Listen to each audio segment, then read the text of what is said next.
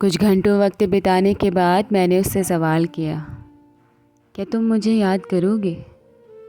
तो उसने कहा कि तुम्हें लगता है कि मैं तुम्हें आसानी से भूल जाऊंगा। तो मैंने कहा कि मुझे लगता नहीं है कि तुम मुझे भूलोगे, लेकिन तुम्हारी ज़िंदगी में जब नए लोग जुड़ जाएंगे तो शायद तुम्हें मेरी याद कम आने लगेगी।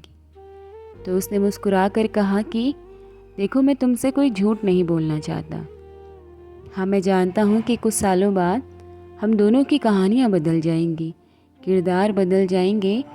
हमारी अपनी अपनी कहानी में हम इतना मशगूल हो जाएंगे कि जब कभी अकेले में बैठेंगे तो शायद एक दूसरे को याद करेंगे।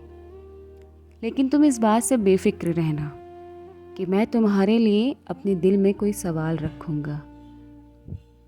मैं जितनी मोहब्बत तुमसे कर सकता था, शायद मैंने उससे ज़्यादा तुमसे मोहब्बत की है।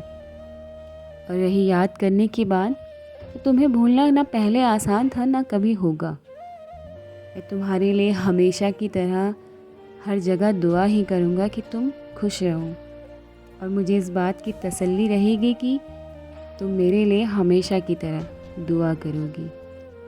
हम एक दूसरे को समझा कर इस कहानी को पूरा कर रहे हैं, तो किसी सवाल को फिर से जन्म देने का मौका अब हमें नहीं देना चाहिए। और उसकी इन सारी बातों को सुनकर समझकर मेरी आंखें नम हो गई, और मैं समझ गई कि ये कहानी दो तरफ़ा अब पूरी हो गई है।